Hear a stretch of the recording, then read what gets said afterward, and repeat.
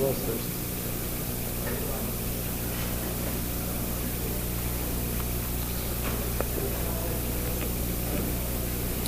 Good evening. I'd like to welcome everybody here tonight to the first in a series of lectures. The title of the whole series is called Intersections. And it's a bit different than the series that have happened here in the past, in that rather than just presenting architects and their work, I felt that it was necessary to be aware of the work that people are doing in a variety of different disciplines. It seems in our society today it's very specialized, and we tend to operate in a vacuum of just our own kind of incestuous little worlds of architecture or engineering or whatever it happens to be. And I felt it was very important, I do feel it's very important for people to be as broad as possible in our scope, in our vision, in our perceptions.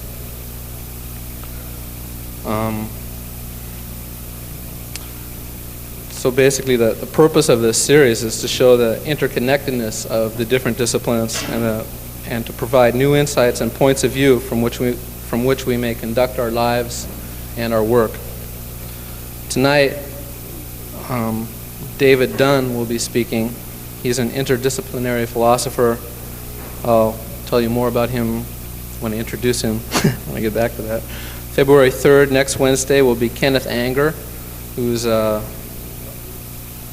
avant-garde filmmaker, and the title of his lecture series will be called Visionary Film. On February 10th, Kit Galloway and Sherry Rabinowitz of Mobile Image, will be presenting some of their work. They're quite phenomenal people. They did an exhibit during the Los Angeles Olympic Arts Festival called Electronic Cafe that some of you might have been aware of, in which they connected a number of different ethnic cafes throughout Los Angeles with different video and computer link-ups. And a person could come and sit in a cafe in one part of town, perhaps Little Tokyo, and do artwork or share information or just converse with somebody else in another ethnic neighborhood across town. And they're hoping to do this type of project on an international level. They've also done a project called Hole in Space, which was a satellite hookup between New York and Los Angeles, in which on one corner in Los Angeles there was a large size video monitor, and the same thing existed on another street corner in New York. So it was virtually a hole in space where you would walk by and see somebody standing there, and that person would be in New York, and you could wave and carry on some sort of communication. And also they're looking at doing this on an international level. And when I first heard about this work, I just realized that it would totally change our whole perception of what a public space would be, what a plaza would be. Imagine walking across a plaza and bumping into your old friend from Moscow, you know. So they will be presenting their work on February 10th. On February 17th, Tom Hucker will be presenting a lecture about the American studio furniture movement. Tom Hucker is a furniture designer and craftsman who's won numerous awards for his designs. On March 9th, Bella Lewitsky, who's a very well-known choreographer and dancer, will be presenting. She'll be bringing 2 dancers with her to help in her presentation. The title of her lecture will be called Dance, Art, and Architecture. On March 16th, Merrill Jensen of the Environmental Research Laboratory of the University of Arizona will be speaking. The Environmental Research Laboratory is involved very deeply in the research that's going on for the Biosphere 2 project in Arizona, which some of you may be aware of. This project is basically a 2.5-acre enclosed greenhouse that basically replicates different ecosystems of the Earth. And 8 people will be going inside of this structure and living totally self-sufficiently for 2 years. And they're discovering, just from even before anybody has gone into this biosphere, they have made very many interesting discoveries and realizations about the Earth and its systems. His lecture will be called Biosphere 2, A Blueprint for Survival. The final lecture of this series will be Robert Winter, who is a musicologist, very well known. He's been on KUSC and a station here from Santa Monica. Sorry. KCRW, thank you. And he teaches at UCLA on music history and theory, and he'll be speaking. That'll be the final lecture. Tonight we have David Dunn. David is an experimental composer, author, and interdisciplinary theorist. He has been the director of the Electronic Music Studio at San Diego State University and has taught at numerous schools and universities. Currently, he is vice president of the International Synergy Institute in Los Angeles and the editor of Is Journal. For approximately 15 years, his work has explored the interrelationships between a variety of geophysical phenomena, environmental sound, and music. The connection of this work to a variety of non-musical disciplines such as experimental linguistics, cognitive ethology, cybernetics, and systems philosophy has expanded his creative activities to include philosophical writings within a broad domain. His current projects include the creation of a composed sound environment for a museum exhibit of a NASA space station habitation module, which has been designed by architect Michael Khalil. And David is also working on an ongoing experiment towards the construction of a cybernetic environmental sound sculpture entitled Sonic Mirror. So without further ado, I present David Dunn. Thank you.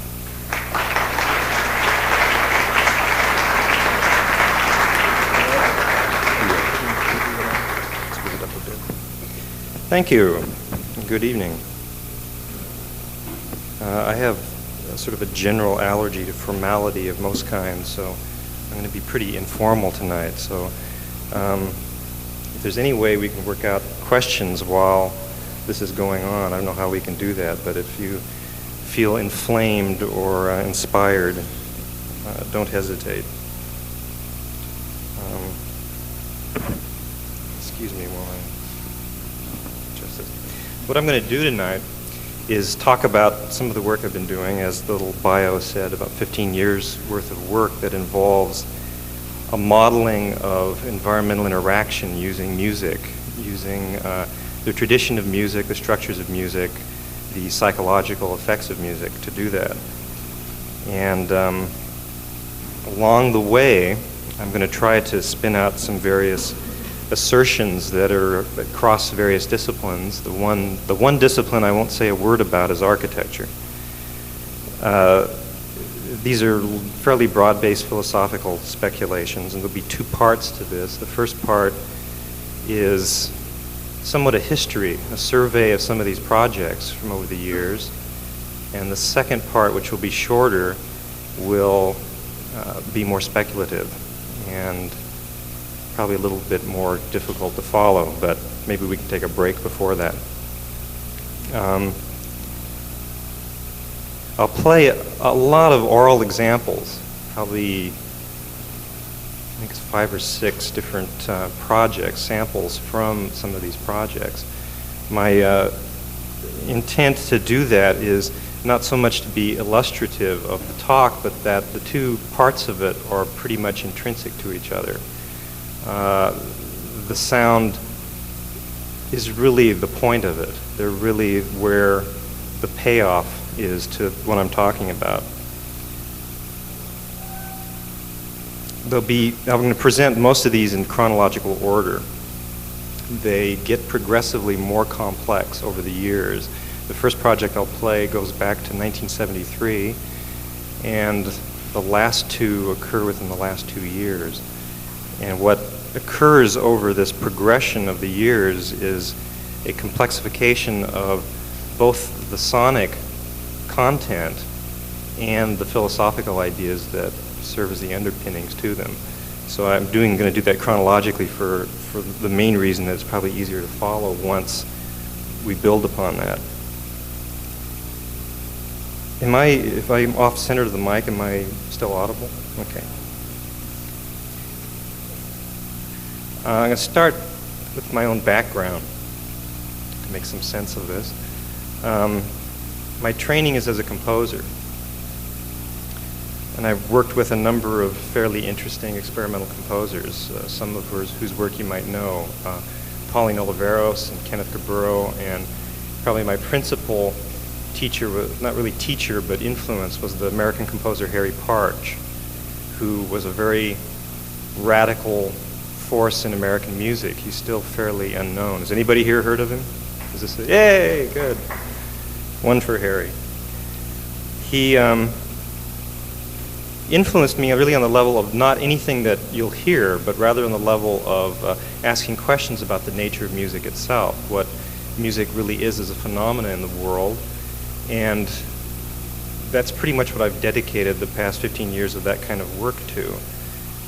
The other aspect of my background is I've always been very interested in a lot of broad areas, not just music, but how music fringes off into other kinds of disciplines and other modes of thought. And perhaps I should say a little bit about that, a little bit about this idea of interdisciplinary thinking. I believe quite passionately in the necessity for it, particularly at this particular historical circumstance that we find ourselves in, that when I talk about interdisciplinary, there's a general way of describing interdisciplinary thinking, which is particularly influential in scientific circles right now. There's a fairly dramatic revolution occurring within the structure of science, which is a sort of revitalization of the kinds of concerns that have led to a dead end previously within science in the century. So a whole new science, some of you may have seen this book, which is on the bestseller list of nonfiction at the moment, called Chaos, the Making of a New Science, which is one of the most well-written accounts of the effects of interdisciplinary thinking, which has been thrust upon us at this point historically, and how the kinds of changes which are being induced in scientific thinking. My particular interest when I talk about interdisciplinary modes of thought is more the interactions not just within science and not just within art making, but how art and science can somehow talk to each other. Because what we've grown up with in the past 200 to 300 years is a growing schism between these two different human activities, to the point now where they really do appear to be very different cultures. And there isn't very much, certainly architecture is one of the fields where there's a little more interaction, but even there isn't a whole lot. It's mostly based upon, at least within the way art and science talks to each other, generally artists see scientists as the manufacturers of new toys, and scientists see artists as the illustrators for their concepts, ways of disseminating their ideas. And what I've been interested in is much more asking the question, is there a more fundamental structure, a fundamental way in which art and science can interact? And my particular work, the music work, grows out of that, trying to find ways in which these two cultures can talk to each other. In the past 3 years, I've been very fortunate to work at a interdisciplinary think tank called International Synergy Institute, which part of our activity, or the major part of our activity, is asking those sorts of questions and trying to encourage a way of interacting between both artists and scientists.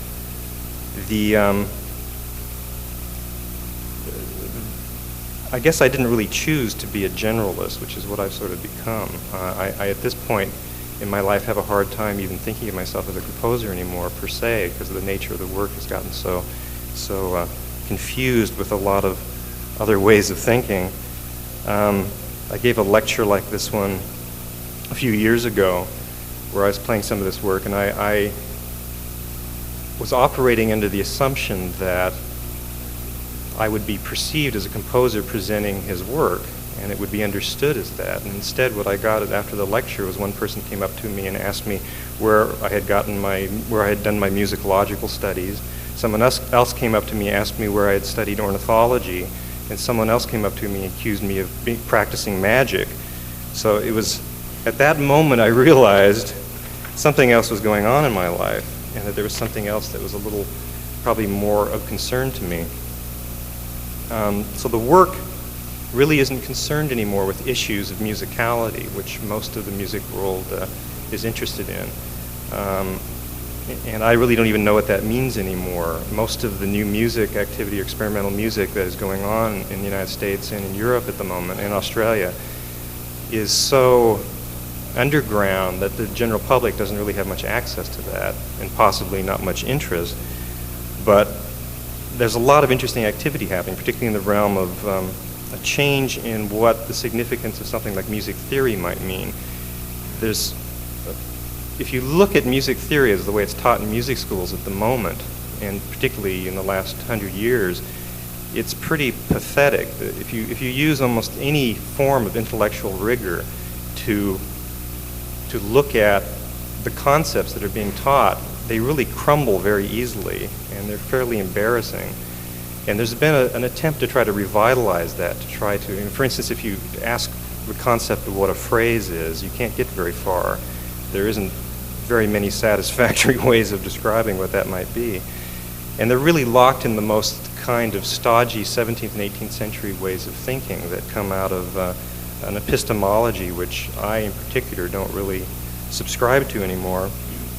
So in recent years, you have a lot of composers and theorists who are starting to try to bring music theory and the materials of music into the 20th century. So if I was to locate what my particular work is in any particular academic sense, it would be probably closest to that sort of activity, although what I do is also fairly far afield from that.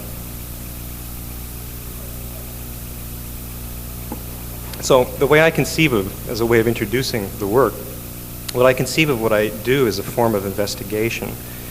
It isn't so much trying to make music which is attractive or pretty or even pleasant to listen to. It's rather to be engaged in an activity which asks questions about the nature of the world.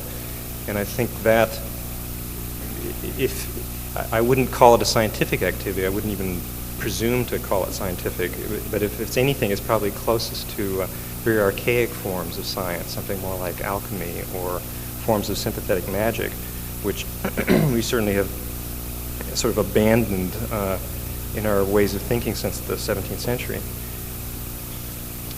I used to have arguments with audience members when I used to do straight concerts, which I really don't do anymore. I really present my work only in this sort of context where I have control of a contextual frame and can locate the work within the ideas that have generated it. And I remember used to have a lot of arguments with audience members who would be offended that I'd even call what I did music. And that doesn't happen so much anymore once I began to do this sort of thing where I could locate it within its context. But what I've found more recently is I'm starting to have arguments with composer friends who are angry with me because I won't defend what I do as music anymore. So if you don't hear it as music, that's fine. I really am not offended. In fact, what I'm interested in is sort of exploring that boundary. Is there some sort of limit as to what we perceive as music, and is there even a relevancy for music in our lives and within the world we live in, which goes to a more profound level than Michael Jackson? And I even at this point sort of find the question of what is music to be fairly boring. It's sort of now that I see my work, the art that I'm making is really the attempt to create the science that I want to see exist in the world. And what I mean by that is it's quite different than the normal way in which the idea of like returning to initial conditions of experimental proof and all the things that go along with traditional science. And it's an attempt to try to encode the subjective part of perception into the act of observation and description. That I try to base the work I do upon direct experience. So much of the music, even in the 20th century, has been concerned with an attempt to simply buy into old means of describing the world, old philosophical visions of the world, and an ontological basis for that, which is fairly limited and I think incorrect. And what I've been trying to do is create something which is itself an experience, that it's based upon a physical experience, and that the work presents that rather than trying to describe something that's mythologically based or some other referent within the culture. I borrow from musical concepts to model and create environmental interactions.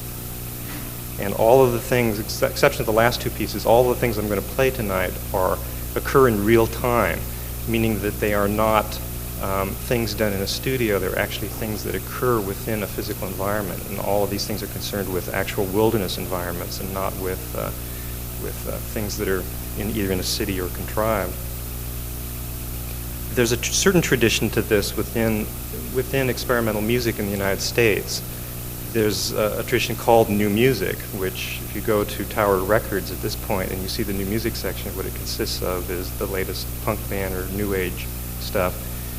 And the term really has a much older life than that, going clear back to the 14th century, the idea that composers are always sort of restructuring the concerns and issues of their historical period. And in this century, the term has a certain validity since around 1945 and on. And there was a lot of work being done in Europe called musique concrète, which was the attempt, when the first invention of the tape recorder, it gave composers a tool through which they could manipulate sounds from the real world. And you found this phenomenon of composers working in Paris and Cologne principally, who would take sounds of the world, whether it was bird calls or sounds of automobile engines or airplanes or crickets or whatever source this may be, human voice, whatever, and began to manipulate that by cutting tape up. And there was another parallel event to that, which is the work of the American composer John Cage, whose concepts of indeterminacy was an attempt to try to change the way we hear the world. And he opened up what is now regarded as the emancipation of noise, the attempt to organize music around principles other than pitch, and to make available to the composer as material any sound that occurs, and to structure that compositionally. Most of that is done as performances. They're things that are done in concert halls, etc. And what I got interested in is sort of taking that to the next step.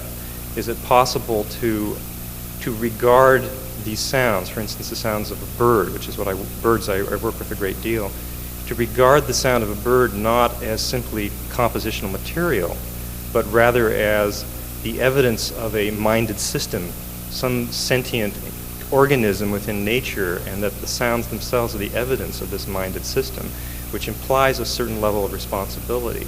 Rather than simply playing with these things, is to regard this as something that we have the potential to interact with.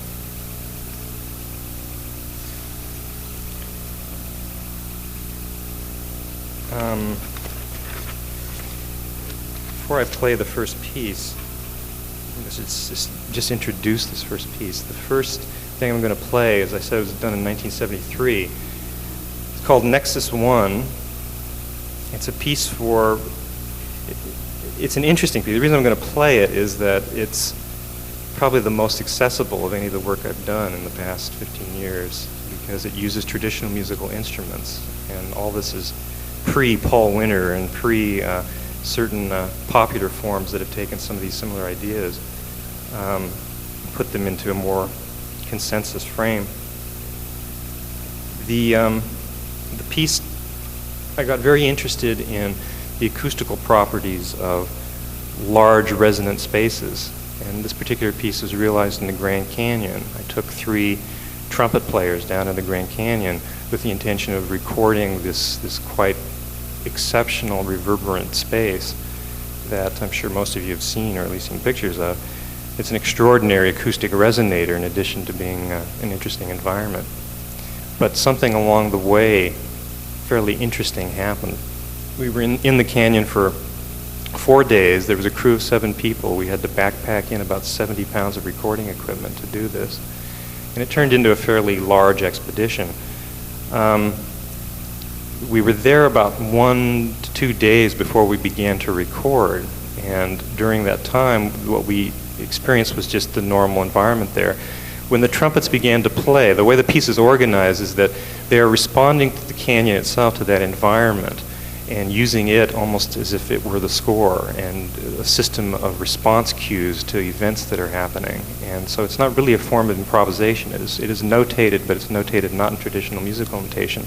It's notated in a graphic notation that allows them to have this interplay and dialogue to occur. But what happened is within 5 minutes of their beginning to play in the environment, suddenly 3 crows appeared.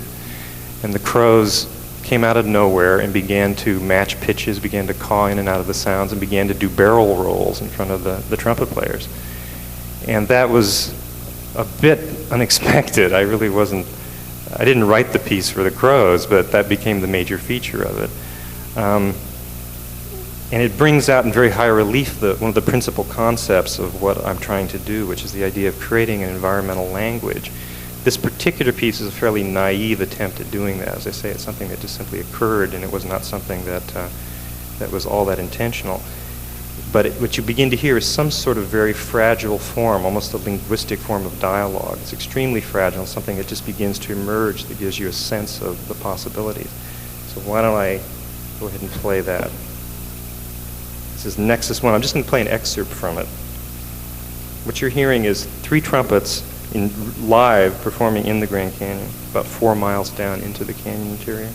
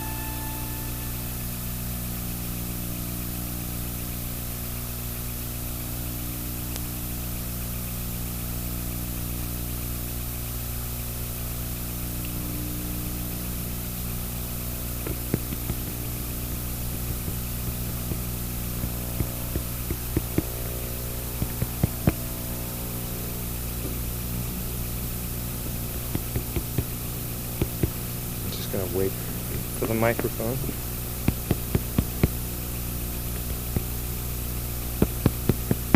There we go.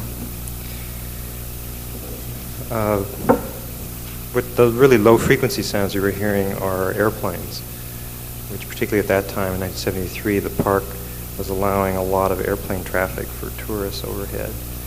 And it's a spectacular sound, actually. But you were also picking up the resonance of the roof here, so that's what some of that was.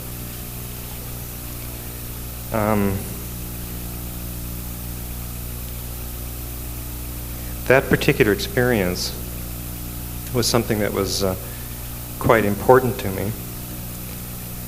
And it also, not only in terms of the sonic aspect, but also asking questions about what this link is between music and whatever might have stimulated this other animal in the form of these crows to do this. What was interesting is they hung around while the trumpets played, and as soon as the trumpets had stopped, they just flew off. So there was something going on in that experience that I didn't understand at the time, and none of my conjectures were particularly satisfying.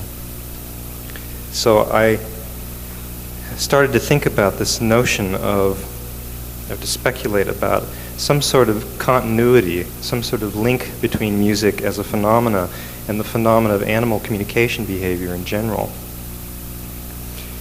And there's some interesting evidence from a number of angles. It led to a whole series of writings that I have done about this particular topic, in which the speculation put in a fairly crude manner, I'll try to just do a synopsis of these particular things, is the idea that assume that music might be a pre-verbal communication form. That in that it's pre-verbal, it shares a lot with the communicative behaviors and mechanisms of other animals. Gregory Bateson, the anthropologist and biologist and many other things, epistemologist, speculated that music evolved primarily from the limbic system as a parallel system to speech. And the fact that the larynx, the human larynx, it seems evident that it was apparently designed for breathing and not for speech, that the vowel extensions of singing are a much more natural use of the larynx than is speech. And then you put that together with the facts of the rather extraordinary ability that humans have with our vocal apparatus to mimic other animals, and that's a skill which is still practiced by tribal peoples all over the world. Now, the question, of course, is what is the significance of this possible link between music and animal communication behavior? In order to answer that question, I'll sort of digress into some interesting areas of neurophysiology, a particular theory which has fascinated me a great deal, which is known as the MacLean-Popez theory of emotions, which is sort of a corollary to the what is known as the triune brain model. And I think he's in Bethesda, the National Health Institute. Paul MacLean, who is the author of this particular theory, put forth the idea in this triune brain theory that if you look at the course of evolution of life forms on this planet, and particularly the evolution of brain, of the higher functions of brain within reptiles, mammals, and of course human beings, what it appears is that there's been a process of accrual, that each new level of brain structure subsumes previous levels. So in the case of the more primitive animals, such as a reptile, following up this evolutionary heterarchy towards mammals, that the mammal brain is simply a new structure which subsumes this reptile brain. Then on top of that, amongst the higher primates and the human being, you have a third brain structure known as the human neocortex, which subsumes both of those other two systems.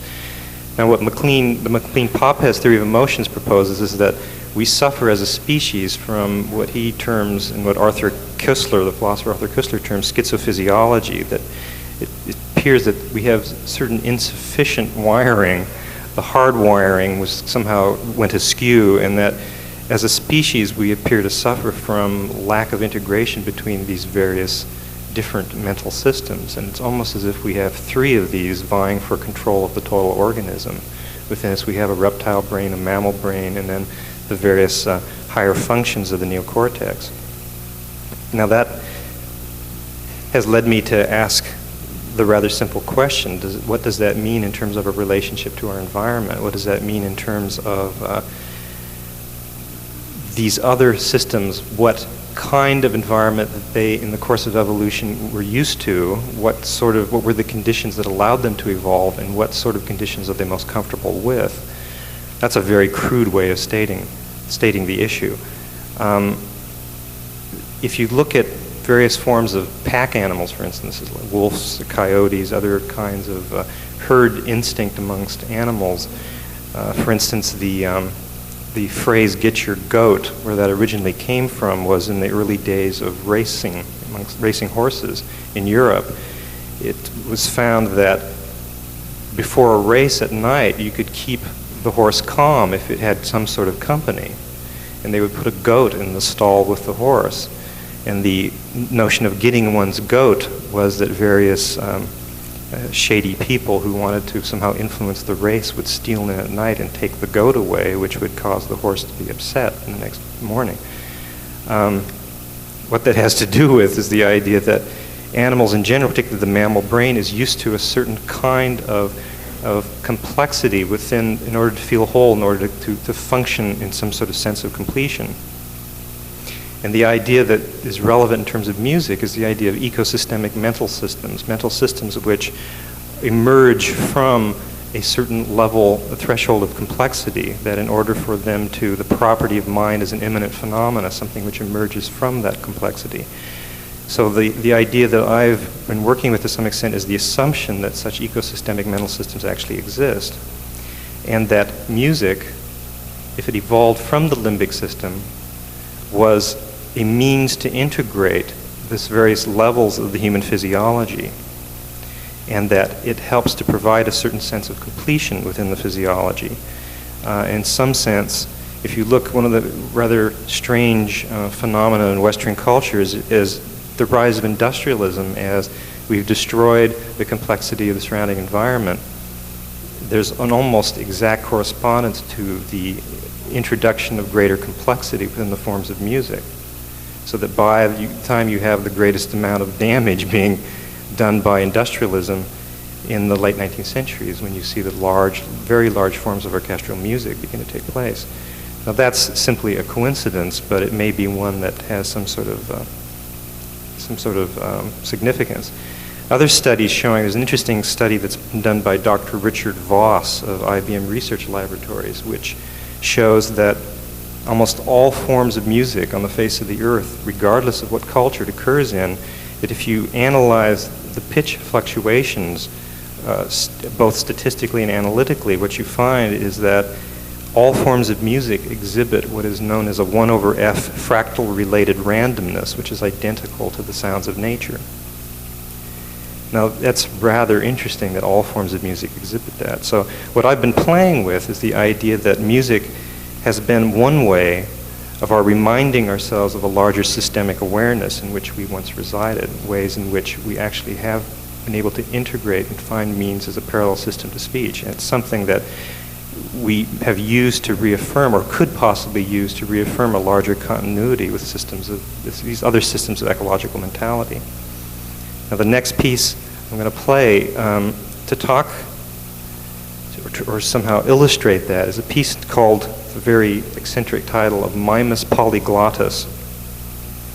And what Mimus polyglottus is the indigenous Southern California mockingbird, which you've probably all seen or been annoyed with at night when they sing incessantly. This particular project came out of an attempt to try to deal with this previous experience of the kinds of things that were occurring with these other projects, and to do it in a very conscious manner, almost as a conscious experiment. And my fascination with mockingbirds goes way back in my life, even when I was very young, being impressed with their ability to mimic, and even hearing them. One time I remember hearing one do a Volkswagen engine, which was quite extraordinary. Where I used to live and where I was doing this particular project, I was living in San Diego, and I was living on a street which was adjacent to what is a place known as Florida Canyon, which runs down along the side of some hills towards the end of the San Diego Zoo. And I remember being awakened one night by the sound of monkeys in my backyard. And I realized, after I got up out of bed and looked out the window and there were no monkeys, that it was the mockingbird simply traveling down the canyon who had picked up the sounds of the monkeys. And some interesting facts that have come out of various research with mockingbirds. One mockingbird song has been traced along a chain of up to 8 or more mockingbirds. In other words, one bird whose sound picks up some sound from its environment, will be picked up and then reiterated by as many as 8 or more other mockingbirds. And it's also been shown that one single mockingbird can remember a single sound that it hears and repeat it many years later. So they're extraordinary, and no one really understands why they mimic. Though those two facts, the thing that interested me from an artistic perspective was the idea of creating a piece of music which the consequences of it's almost like dropping a stone in a pond and watching the ripples move out through the environment. There was no way I could have known where that piece would end at its temporal or spatial dimensions. So, I also, well, I won't get into that. What I did is study for several months the songs of mockingbirds, made a lot of recordings and listened to them and analyzed them, and then constructed a stimulus tape out of electronic sounds, which the particular strategy was to create something that would challenge the bird's ability to mimic while being sufficiently reminiscent of the mockingbird's own sounds that it would hold its interest. So, let's see, I don't think, I was going to show some slides, but I think we probably should do without them and just stick to the sounds. We'll go the anti-MTV route here. The stimulus tape is made out of square wave oscillations, very, very raw, simple sounds. And they're also sounds that are very difficult to imitate because of this particular rawness.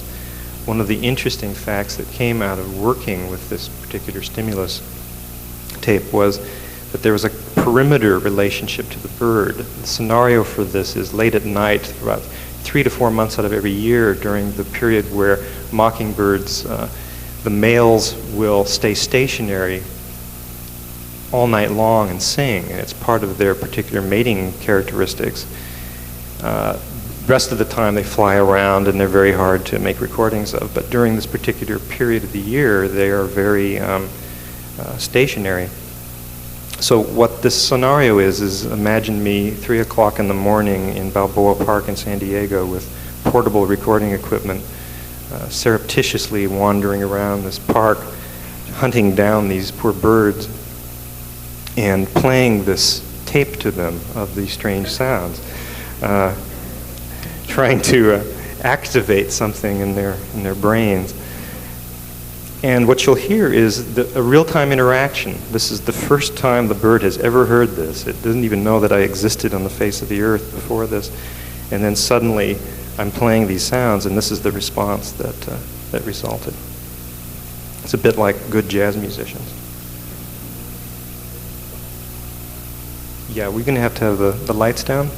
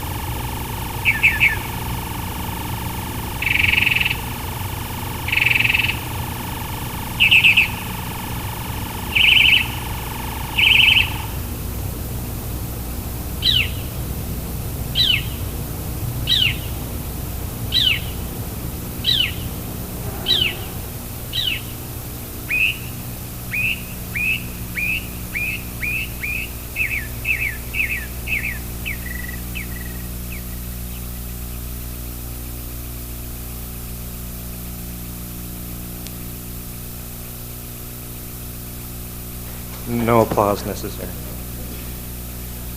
Applauding the mockingbird.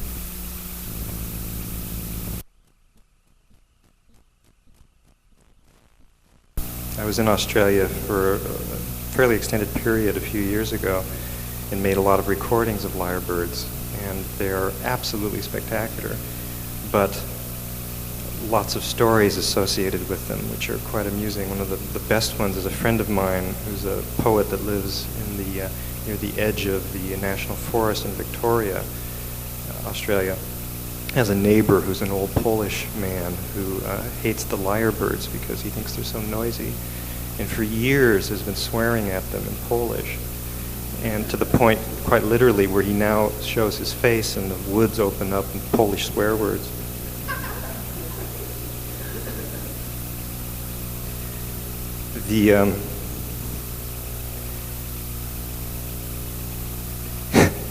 This particular issue of animal intelligence is something that's concerned me a lot, and there's a whole new field called cognitive ethology, meaning the cognitive behavior of animals. And there's a lot of changes happening. Obviously, many of you have probably heard many of the different things that are going on in terms of the research frontier with animals and language, for instance. But I'd just like to say a few words about one of the big concerns, or a lot of what this particular work is about, which is an attempt to illustrate and also bring into high relief this issue of what constitutes the intelligence of animals, and to help to redefine just that relationship of human beings to animals. We have grown up, I think, in general in Western culture with the belief that human beings are the pinnacle of a hierarchy, an evolutionary hierarchy, and we're somehow life's ultimate achievement. And this has certainly led to the detriment of a lot of other forms of life. And there's a whole change in the way in which we perceive of evolution at this point. In scientific, the Darwinian models have pretty much been overturned in favor of much more complex models. And the image that arises out of these other models is the idea not of a hierarchy, but rather of a heterarchy, or a hierarchical heterarchy of multiple co-emergent systems, and that each life form has a unique system of coupling to its environment. And likewise, an emergent mindedness that is unique. And what this suggests to me is that we're at the edge of another scientific revolution, one in which hopefully will represent a new animistic perspective, something where we can understand the viewpoint which was prior to the 16th and 17th century, which was that the American historian Morris Berman calls participatory consciousness, that prior to the 17th century in particular, all traditional societies have regarded the world as alive, that all aspects of it are alive and minded and full of consciousness. And this is something we're hopefully coming back to. The particular model that we use to describe the world is generally something that hardens into some sort of invisible coding system that becomes very unconscious. And again, as I said, very, very much to the detriment of other forms of life. There's a story which illustrates this I think it very well, is the whole Cartesian dichotomy of a mechanistic universe. One of Descartes' students was fond of, in public, kicking his dog. And when the dog would yelp, he would say, "See, it's just the squeaks in the machine, the cosmic machine." And the kind of work that I'm doing, the kinds of things that I'm trying to explore, are very much to make this assumption that other systems, that living systems are also have mind and also have consciousness. There's also some very interesting research work which brings this up into very high relief. One particular research that I'm very interested in is the work of Gould, who's an ethologist at Princeton who's been studying bees, and his particular interest has been extending the work of von Frisch into what's known as the waggle dance, the ways in which honeybees communicate within the hive. They have this very elegant form of wiggling their bodies to indicate direction of food sources in the environment, other factors for communication within the hive. And Gould got very interested in trying to create an experiment that would really show analytically, empirically, how this waggle dance functions. So what he did is he decided to paint the tip of a few bees that he could track, and then place a food source near a hive, and then notice how the bees would communicate this, and then mark it down and keep track of it, and then move the food source to a greater distance from the hive, and then mark and observe this, and blah blah blah. And the way he did this was to have a very complex logarithmic expansion of the relationship of the food source to the hive, so that it wasn't something that was simple. Well, the experiment failed, and the reason it failed is after about 3 or 4 of these placements of this food source, the bees were there waiting for him. And it's very hard to explain this in terms of, as Gould said, flowers don't get up and walk around, so there really isn't any particular adaptive advantage to bees being able to do that. They were able to calculate very complex mathematical calculations and use this for predictive inference about something in their environment. And it was so sophisticated, it's something that probably not many people in this room could match. So it brings up the question of just what have we regarded, our image of ourselves as this superior intellect. And there's some really beautiful research going on. I can't remember who the particular researcher is. Some of you may have seen it. It's got a lot of media coverage about a particular African gray parrot that's one woman's been teaching to speak English. And the bird now has a 300-word vocabulary with syntactical and grammatical understanding. It's not just mimicking, it has very, very precise control. There's another bee story which I'm fond of that Lewis Thomas talks about in one of his books, that recently there was a lot of DDT spraying in the Amazon in some remote area that was becoming fairly damaging to the forest. And suddenly one day, out of the jungle flew these swarms of bees who began to even fly into people's homes and strip the DDT off the walls and carry it away on their cilia and then disappear back into the forest. And it was levels of DDT that were 1,000 times above the level of toxicity for these bees. So as to why they were doing this, even the scientific people that were looking at it, the only thing they could come up to was this was some sort of protective behavior of the forest itself, as a sort of generalized global behavior. Then there's the beautiful stories of Jane Goodall, if you've seen these chimps.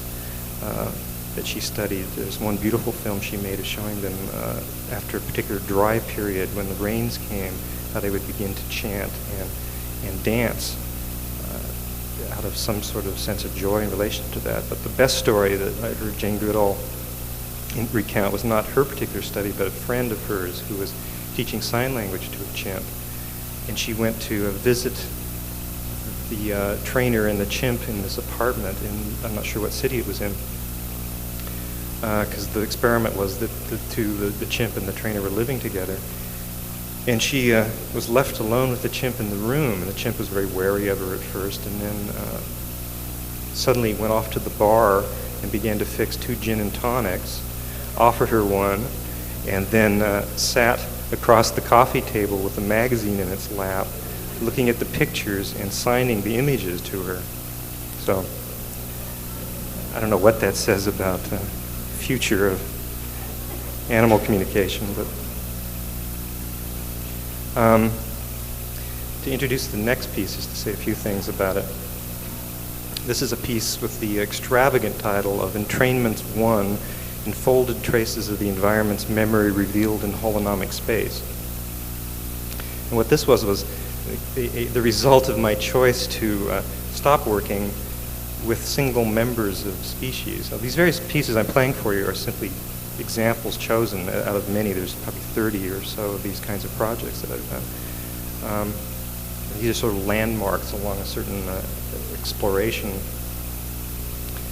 At some point I chose to stop working with individual members of the species, and I decided to experiment with the idea of this emergent property of mind in a larger ecosystem. So at some point there was this chronological change that begins to happen within the projects, and they begin to move toward a more progressive expansion of context towards this idea of certain places as minded systems. And that the mindedness results from the complex interactions of the various systems that reside there. And this is very much akin to the traditional concept of a spirit of place, or a genus loci, or the anima of a place. And it also relates to a lot of what a lot of indigenous peoples, for instance, the pygmies of the Ituri rainforest, who regard the forest as a creative intelligence, something that, of course, obviously with their close relationship to it, something that nurtures and feeds them. But the way they describe it is something that, in I think our scientific Western terms, we would see as something that's more a homeostatic cybernetic system. And they just happen to call it mother. And the Druids also held a very similar belief about the forest as a deity. And if any of you have read about Findhorn, the idea of elementals, the idea of spirits that occupy a place, and they also are somehow emergent from the properties that reside there. So this was something that I got very interested in trying to explore, so that it almost begins to take on the trappings of something like parapsychology. Around this same time, I decided to use only the human voice and electronic technologies as the material that I was working with. And that decision was based on just experience, that I found these things to be the most, have the possibility of having define the most intrinsic relationship to the environment that I was working in. And that seems fairly contradictory, but the logic was, if you think about what electronic systems are, particularly audio electronic systems, they are quite literally the manipulation of subatomic particles to twist the sensory fabric of space, time, and memory. So this next piece uses just that, human voice and electronics. The way it was made, perhaps I should say something about the words in the title, because most of you probably don't know what they have the foggiest, but I'm referring to in the title. The word entrainment refers to the idea of a physical process of tuning and reciprocal adjustment based in resonance. And the best metaphor for this is that of how you tune a piano string. One of the methods is that you leave the strings, if you have adjacent strings of the same pitch, you leave them slightly out of tune from each other, a certain distance, so that when you strike the key very vigorously, they are pulled into each other's sphere of influence through resonance. This was something I wanted, this idea I wanted to explore a kind of analogous process to create an environmental language. And the other idea that feeds into this is the idea of the environment having memory, that if you assume the environment to generate these emergent properties of mindedness, then it may also be possible that the environment has memory. And one particular fairly esoteric field of philosophy and biology is the work of Rupert Sheldrake, a British botanist who has put forth the idea of what he calls morphic resonance and morphogenetic fields, which are shape form fields which are non-local and reside throughout the universe, and that something could explain something like the growth of plants, the growth of any morphological form. If you consider that we are, as organisms, continuously at a certain rate, all of the molecular structure within our body is being replaced over a period of time, there is really no sufficient biological explanation for that. And what Rupert's work has attempted to do is propose that there's a field phenomena just in the same way that you have various other kinds of fields that constrain the properties of matter in the universe. He believes that there are these certain fields that shape the characteristics of growth and memory. And then the other scientific work that informed this particular piece was the work of David Dunn, the British physicist, who has put forth an idea called the implicate order, which is a concept that came out of the various paradoxes of quantum mechanics and describes or proposes that there is this dimension of infinite depth through which matter and consciousness interact and find their unification and origins. So it's basically proposing that all matter, even at the most primitive level within the universe, is conscious. So let me play that. What you're going to hear is, let me explain how this was made. I went to a particular environment in the Cuyamaca Mountains near San Diego County, which is a place that I was very familiar with in my childhood. It's a place I go a great deal. And I took some electronic oscillators with the intention of simply exploring the resonance of the space itself, and did this for an extended period of time and recorded those sounds resonating within the space. At one point, while I was doing this, within about 10 minutes of this activity, suddenly a blue jay flew out of the forest and landed on a tree branch about 6 inches from my face. And obviously, this was not something that the forest was used to. Somebody sitting with electronic oscillators out in the middle of nowhere. So the bird knew I was there and quite literally looked me in the eyes and began to sing, began to caw. And that's what you'll hear throughout the piece.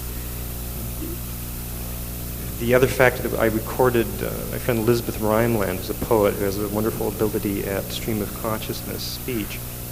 And I placed her in the same environment later, recorded her simply talking to the woods, or allowing the woods to talk to her through this descriptive stream of consciousness process.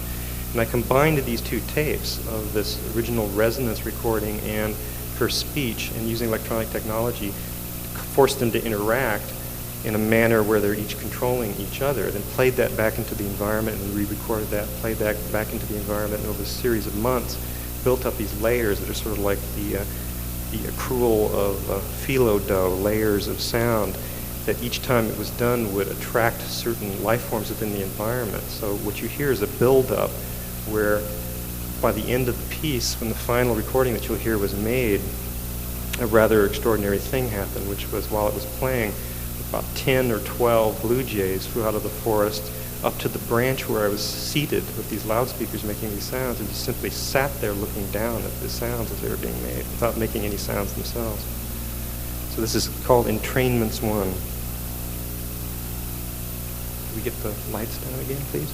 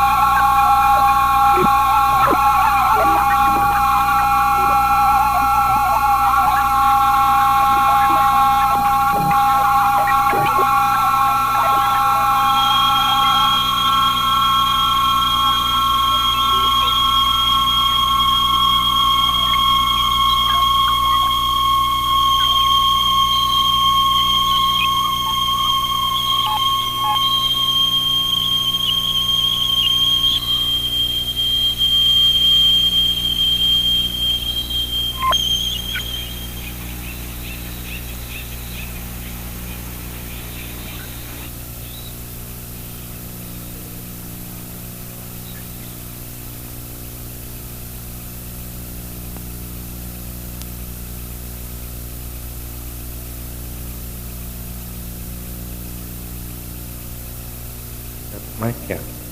One of the things that of course comes up as a question regarding this use of electronic technology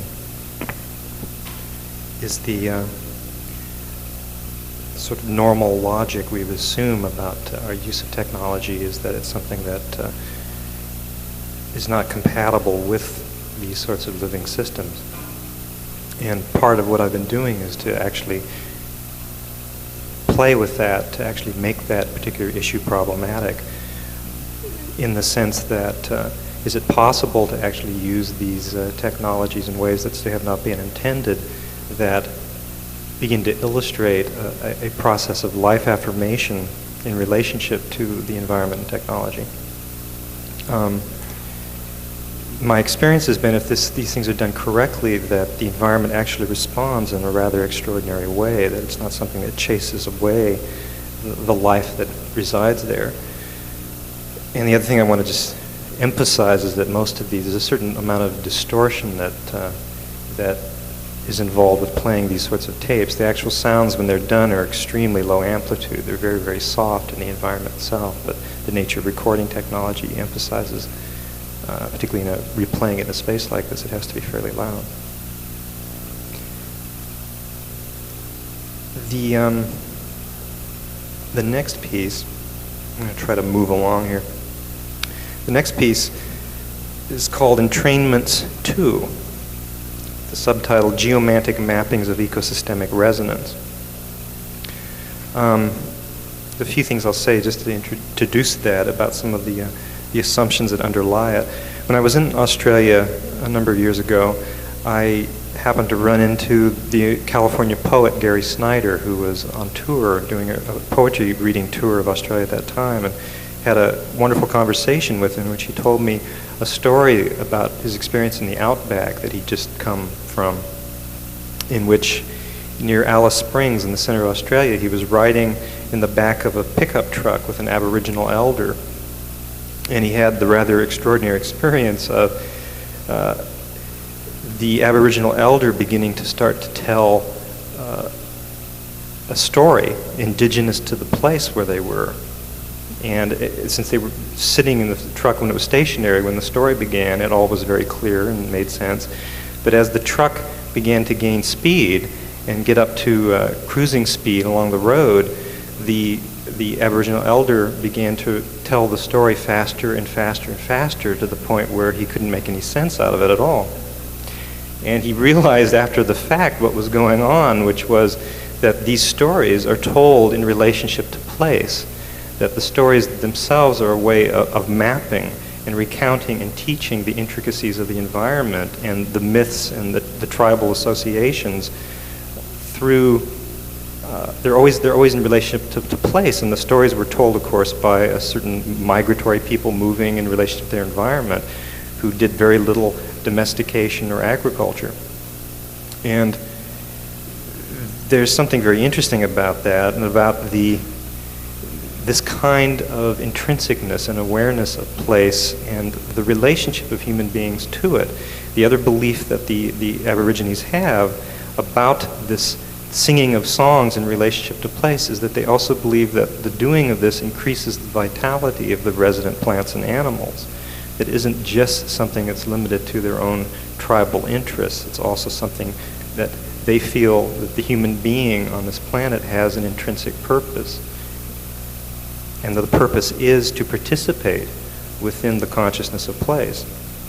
And you find this same sort of phenomena in indigenous peoples all over the world. It's generically referred to as increase rituals. So that has interested me a great deal. The idea, is it possible then to also turn this technology, which we associate with destructive force of industrialism, is it also possible to somehow turn this around, to use it to perform this same sort of function within our own society, something that is more like an increased ritual for the cybernetic age? The other two traditions that I was interested in with this particular piece, one is the very long tradition of sympathetic magic that you find, of course, all over the earth. And the other are the traditions of geomancy. Geomancy, the particular form that I'm talking about, or made use of for this next project, is the version found in China known as feng shui, which is a very intricate, almost proto form of ecology and environmental design, a way of mapping out any sort of structure or way of manipulating the environment towards the purpose of both the benefit of human beings and the environment at large. And there are various rules. It's a very complex system. It's still practiced, although it did have a lot of suppression during the early days of Mao and subsequently, but there is some resurgence of that, and there's actually, interestingly enough, a lot of practitioners of geomancy among the Chinese population in California. Now, before I get into how it was actually manifested in this piece, I'll just say something about this notion of a rediscovery of natural magic in the form of technology. That my interest has been quite literally to play upon this notion of sympathetic magic, the notion of resonance within these very archaic traditions, and to use the technology as a means to communicate with these elementals, to use the elementals, the presence of elementals. And again, what I mean by that, I'm not just talking about something that is superstitious. I'm talking about this sense of the emergent properties of mind within a place that I think traditional peoples have sensed as some sort of spirit form.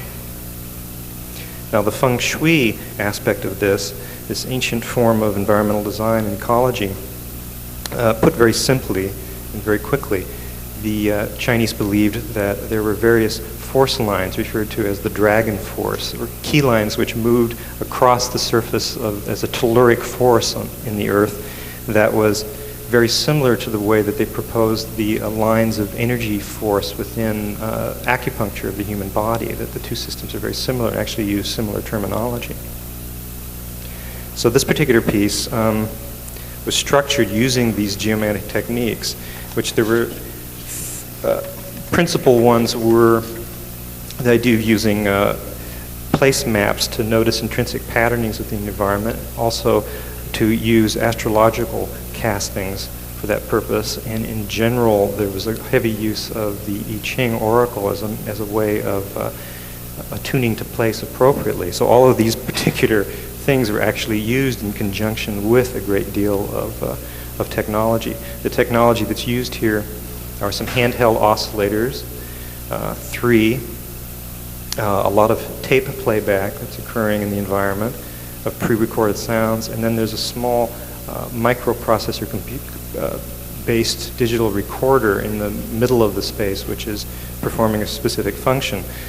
The way the piece was done is I took, over the course of a few months, I took various friends to the top of some adjacent mountain peaks to the actual location where the final piece was done, and recorded them in the same manner as the previous piece, doing the stream of consciousness, talking to place and from place.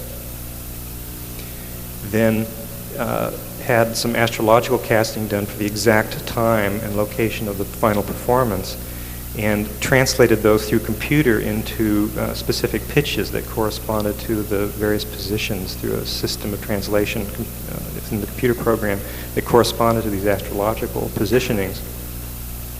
And then used the I Ching to determine the final spatial positions of all the elements, which stunningly enough worked out absolutely perfectly. So it was part of that to sort of see what the possibilities were. There's a whole tradition of using the I Ching as a way of inserting randomness in music since John Cage.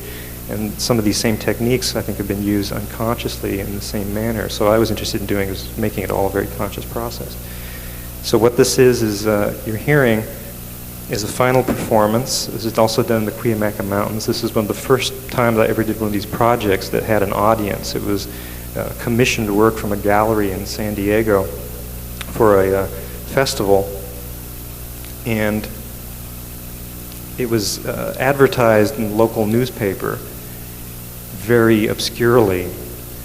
Not the ad wasn't obscure, but the instructions how to get there were very obscure intentionally, because I didn't want to have a lot of people. But about 50 people made it there, and I heard afterwards about 50 people got lost in the woods, unfortunately. But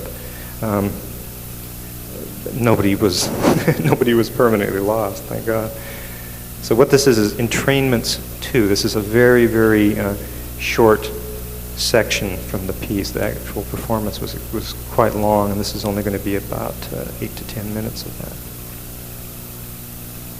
What you'll hear is the sounds themselves sort of function as a scrim through which the environment is heard. There were also, which after I play it, I'll tell you some of the synchronicities that arose out of the actual performance.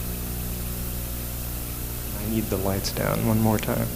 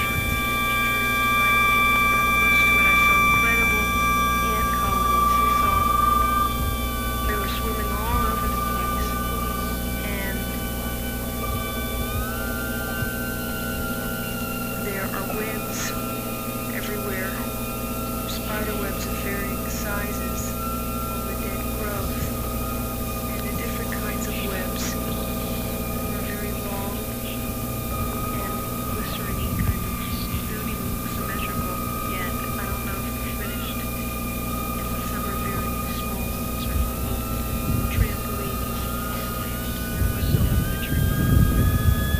Ant colonies.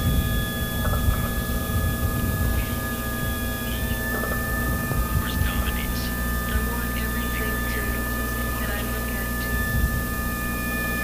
turn into patterns of light. I wish that my eyes, my senses, my doors or perception were cleansed sometimes. I feel like it takes real focus and a lot of time and watching living. And a daytime in the forest, you feel like, well,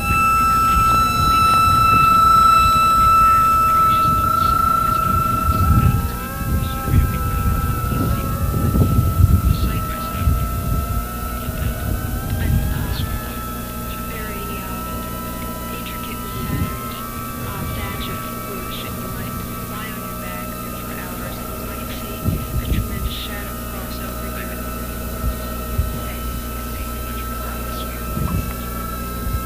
Or it might be an animal spirit, or it might be a nature spirit, or it might be a woman, or it might be a woman, or it might be someone who lives here in the woods. Somebody's approaching also between us, a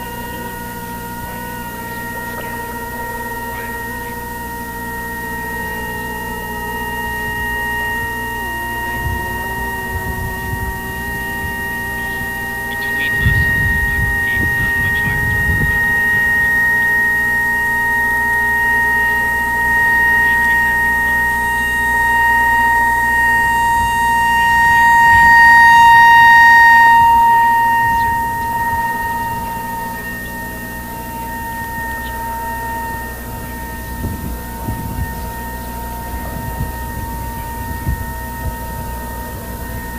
It's interesting. Various views, directions very different.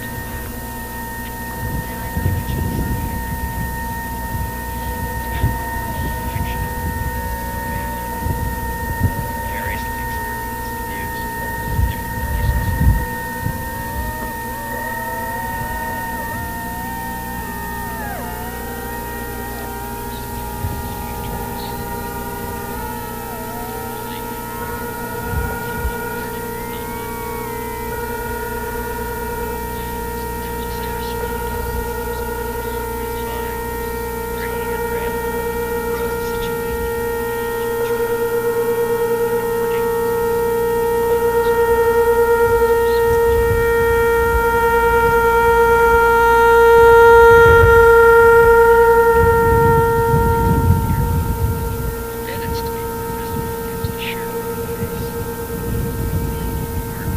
Lots of flies up here. I think they put their interest in me and my apple and my orange.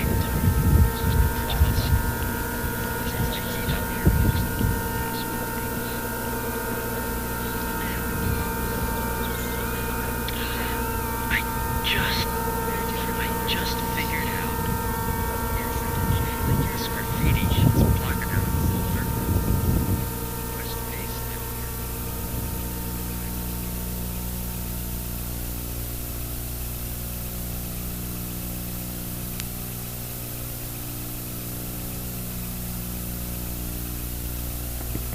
Is take a little bit of a break here, and if anybody has questions, and if there's some interesting dialogue, and then we can resume with one last sound thing after that.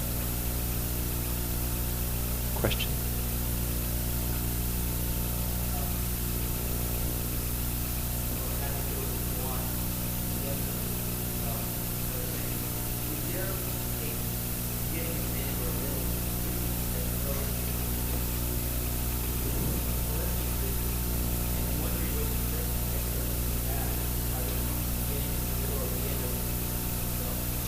A couple of pieces. Well, the second one I played was complete. The Mockingbird thing was complete, and then the third one was complete. They're very short, but the first one and then this last one, probably taken from the middle of them. Yeah, I'm not sure what you mean by infinity.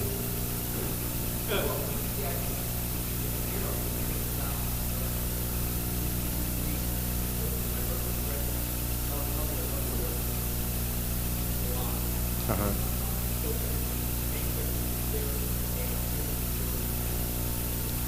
It's a good question. I really don't even, to be quite frank, I don't really conceive of the work in relationship to time in that kind of linear sense. It's like the environment itself, or the sounds of the environment. They don't really begin or end. At least we don't hope they end. Any other questions? Pardon? Oh, when I say oscillator, I'm referring to an electronic device that simply oscillates. It generates an electronic tone, which that last piece, the high frequency pitches and some of the other sounds are being generated by electronic oscillators. It's simply a device that causes fluctuations, oscillations of electrons that are eventually translated into fluctuations of a speaker cone in a loudspeaker. And they have very, pardon? Oh, these were controlled by hand. Not all the material, but some of the oscillators were being controlled by hand. Other of the pieces use computers to control the oscillators, so that there are certain direct translations of information, like pitched information in the environment, that are being translated into fluctuations of an oscillator. Mm-hmm.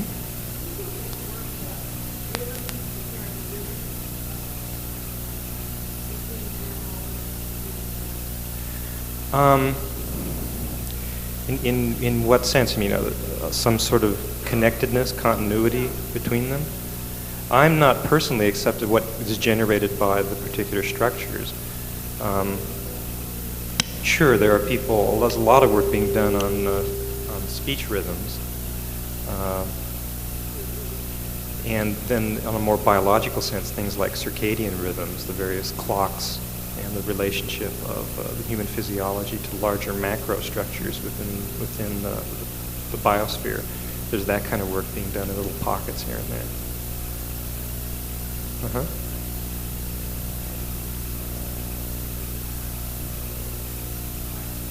Yeah.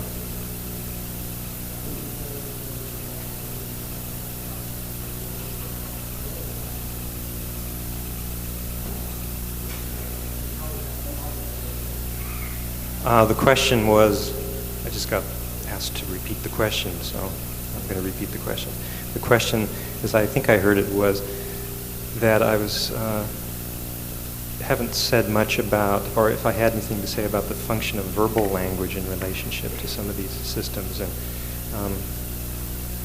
yeah, I certainly could go on at great length about that, in that I think a lot of what speech has represented in relation to some of these communication behaviors of other life forms is something that is responsible for the kind of loss of awareness that we have, the extreme kinds of individuation we associate with the human identity and ego, and that sense of individuation is also, while we have gained something by that and by what Norman Brown referred to as the syntactical, the sort of armoring, or the creation of the army within our speech through syntax, that there's a certain thing that we have lost from that, and I think that's why the significance of music, when I say it as a parallel system to speech, the evolution of that consciousness is obviously something, a particular form of highly self-referential consciousness that we associate with the control of language, that there is also something that we've lost by that. And that part of what I'm trying to do is just explore and look at, or attempt to recapture some of this larger sense of what's generally referred to as either paralinguistics or things that are associated with other modes of communication besides human speech. Do you have a question? Uh-huh.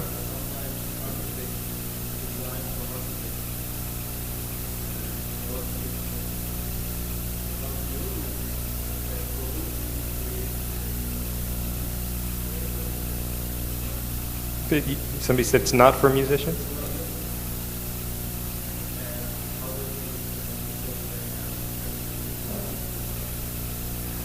The question is, who is this music for? That architects build for other architects or design for other architects. And I'd say that it's not definitely for other composers, although there's a certain, probably a sophistication in trying to understand the relationships of the sounds that come out of an experimental music tradition. That's my background. So I couldn't be doing that unless I had that particular background. And that's a whole area of activity, as I said earlier, the general public is either totally unaware of or totally disinterested in. Would rather it would go away when they are exposed to it anyway. So I don't really, I mean, there's a certain level at which probably composers out of that tradition would have more appreciation for the way the sounds are structured, but I'm not writing it for other composers. I'm really writing it as an exploration, as a form of investigation, to answer, try to get some other answers, or to try to get deeper into questions that I personally have. So it's as much a philosophical pursuit as it is a music composition one. Mm-hmm.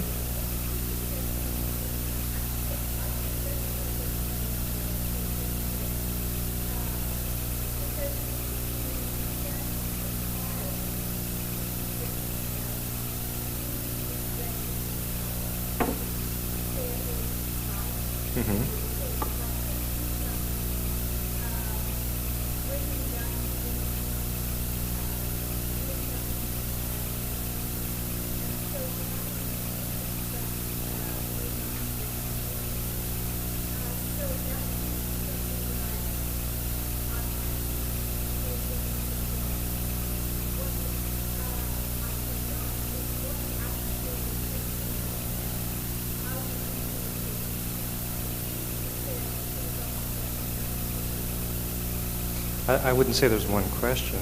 I wish I could boil it down in that way, but it's a set of questions. It's a domain of philosophical issues that have to do with what music is, what the relationship of this phenomena that is almost universal amongst all cultures, that music exists for some particular reason, and yet music has been really neglected in any sort of serious philosophical sense, with the exception particularly within Western culture.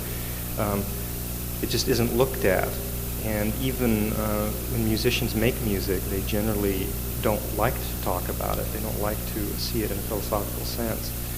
And that's probably the underlying thing, is to ask questions about what the nature of music actually is. And is it something that, if I was to be given a choice as to what I wanted to be doing with this particular activity, it isn't whether the choice was between making something which is good music or trying to pursue some questions about the relationship of the human to its environment, and searching for tools which have been lost in certain archaic traditions, and also the philosophical issues of that, about what can music be used as some sort of means to openness, to a greater awareness about the environment that we live in.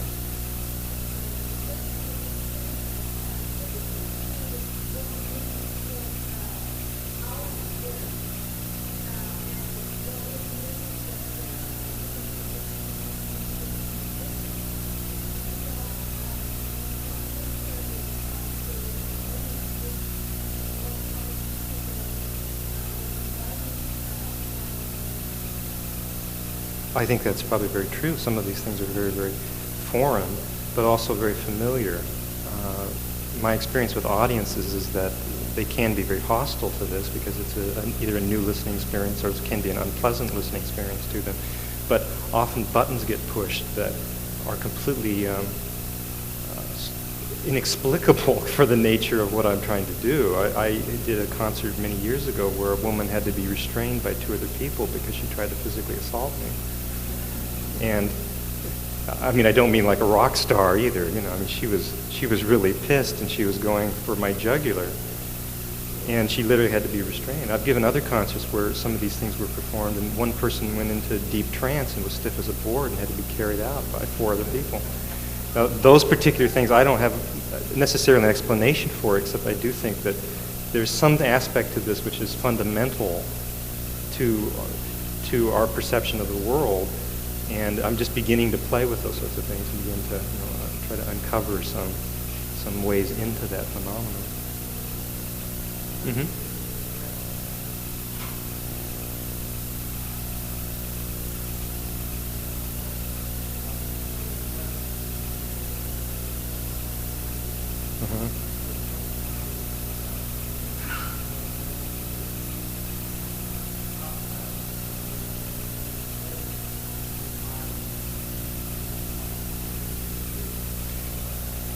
Yeah, I don't think pleasant or even necessarily, well, beauty is another issue, but certainly the notion of what is pleasant isn't really germane to this. It isn't, I don't see that as a criteria for much of anything, except, when I'm tired and want to go to sleep and turn the television on as a form of sedation.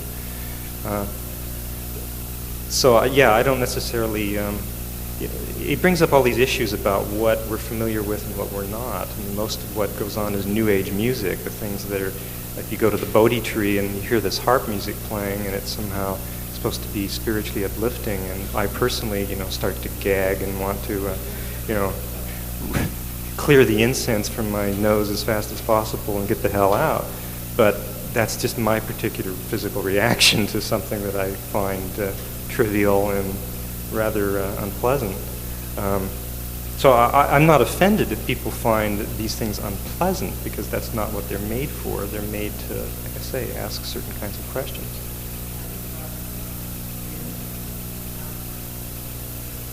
Uh-huh.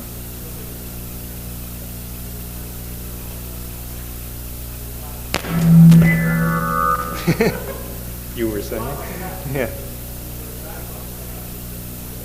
Uh-huh.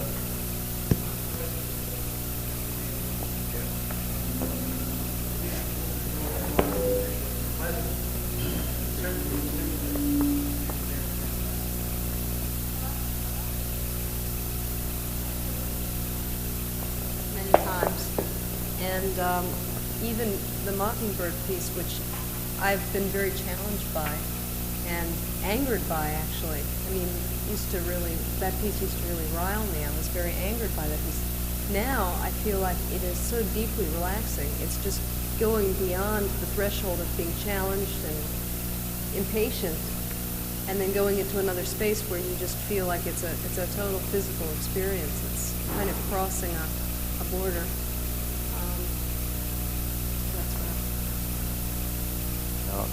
I'm on, okay. That particular piece is very interesting because I've had that reaction from a lot of people, that it is something that is, the aggression in the electronic sounds is something that they object to, that somehow I'm assaulting this poor innocent bird. And obviously they had never been a dive bombed by a mockingbird in the wild. They're very aggressive birds, much more aggressive than those sounds are. Kind of expound upon the first question about infinity and where your work in terms of having a beginning, a middle, and an end is leading to you. Do you notice any patterns from when you first started experimenting with nature and the succession of your experiments, where they are leading you, and where you can see taking it into the future as a next step?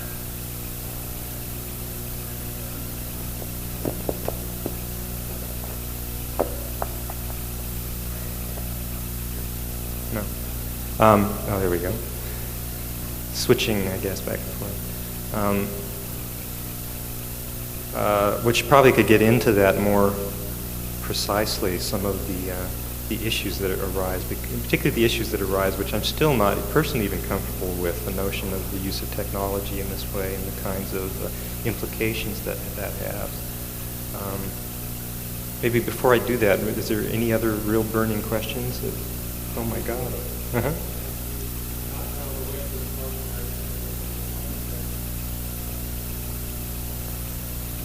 Yeah, exactly. It's not at all satisfactory. The question was, have I now been able to incorporate the visual component of this? I assume some sort of mode of documentation that would incorporate what went on visually, or the fact of the matter is that there usually isn't a whole lot visually going on. It's fairly static in terms of the environment, things simply moving or being stationary, and you really can't even see them because they are hidden amongst trees or something else.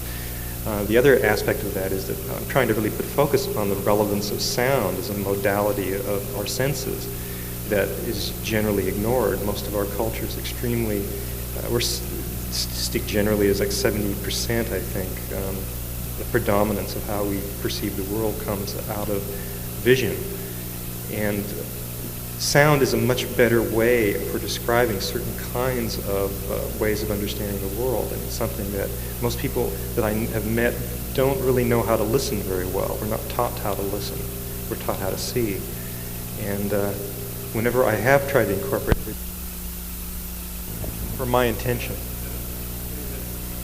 Redundant, but I'm just sort of interested in this particular aspect. In other words, to focus in on one sensory organ. Let's say maybe touches the totality of our being, more deeply than to spread it out, as an operatic art form. Yeah, I personally just have not really pursued that. There are other people doing work that somewhat relates to this, I think, in some sort of similar fashion. I would point out the work of the American video artist Bill Viola, for instance, who one of his pieces that I would recommend is, I think, one of the landmarks of 20th century art is a piece called I Do Not Know What It Is I Am Like, which is a 90-minute piece of video art that uses the video camera as almost similar as a form of interrogation of nature, looking very closely and close-ups of the eyes of various birds and buffalo and other life forms. And what emerges from it is this very powerful sense of some sort of underlying cognitive structure, and the notion of what constitutes an eye, for instance, the sense of each of these creatures being a sentient being out of and using the visual form of that, and also sound. He's very sensitive to sound as well. Yeah.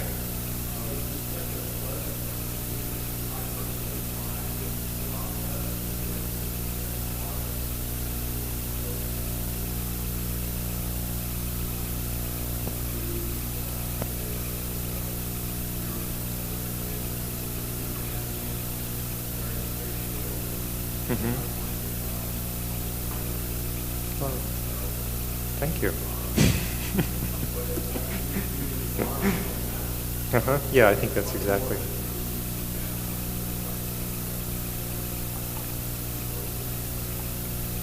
Exactly.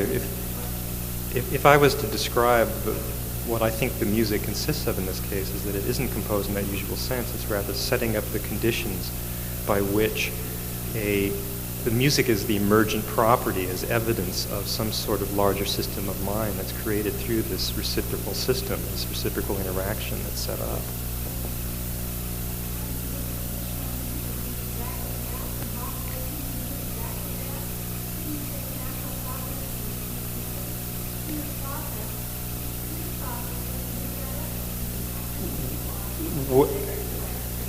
Yeah, I think that's probably true. There's an underlying epistemological basis to Bach, which is very different than this is. I mean, as I was saying earlier, I think most music, there's an aspect of music which does come out of those traditions, or a sense of a relationship of sound and the environment, of natural sound.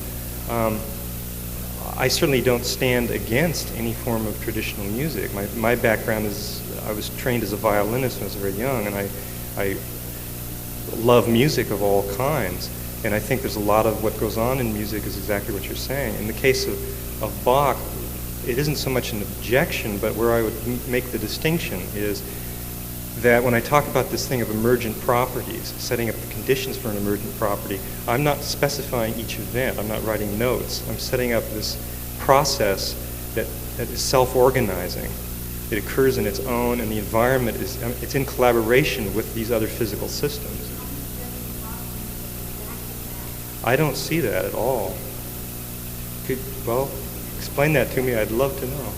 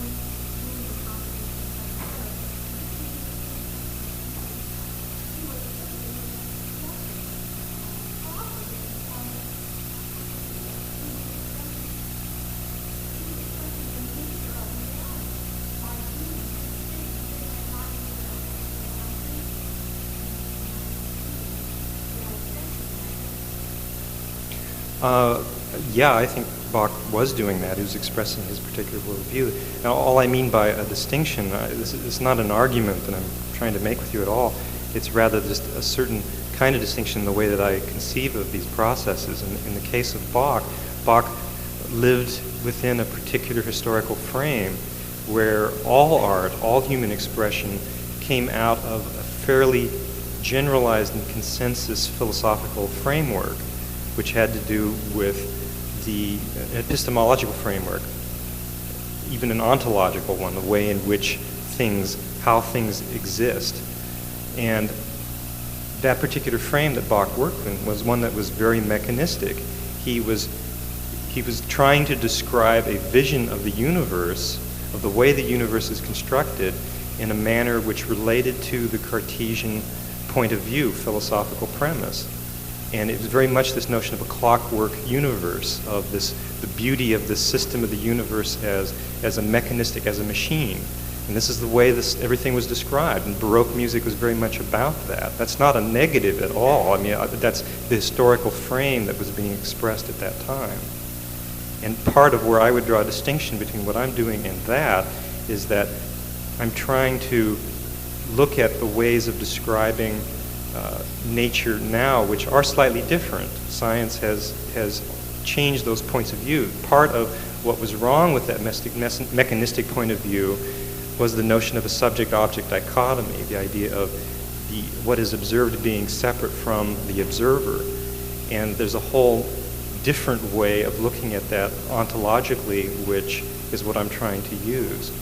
Trying to not set up that, but rather create reciprocal systems. Now, it may very well be that you're right, and Bach was doing that, and I would agree with you to the level that all living systems do that, except the difference is Bach wouldn't have described what he did in those terms. I don't think.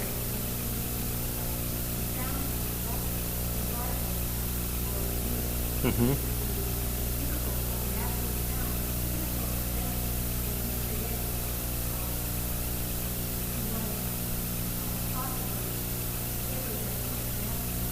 Oh, I'm sure of that.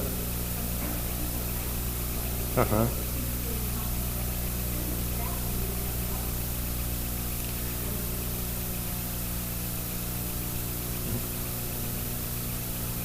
Thank you. Anybody else? Yeah.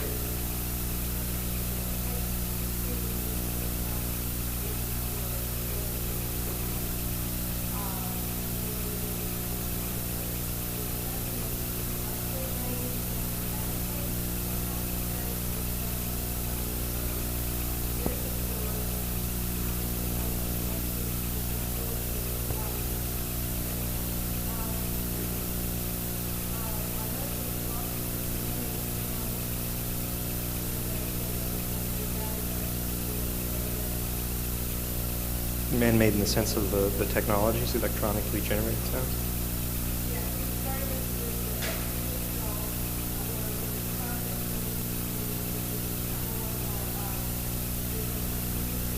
Uh-huh.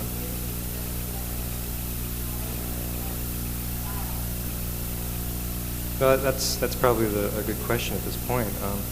As far as the question is, how do I decide on the nature of the sounds, and I think probably also the nature of the materials, whether that's an intellectual process or something that is based in some other belief system, such as a spiritual or whatever mystical meanings.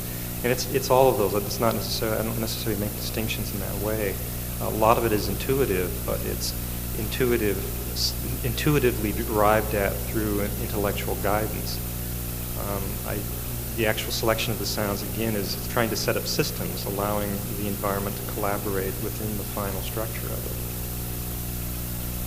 The direction that I do plan to go is very much to continue some of the same process of refining the technologies. I'm getting more and more involved with computer technology to do this, and we've just finished integrating a system which is backpackable, a fairly large microcomputer-based sampling system where what will consist of just being able to work with nothing but digitized segments of the environment.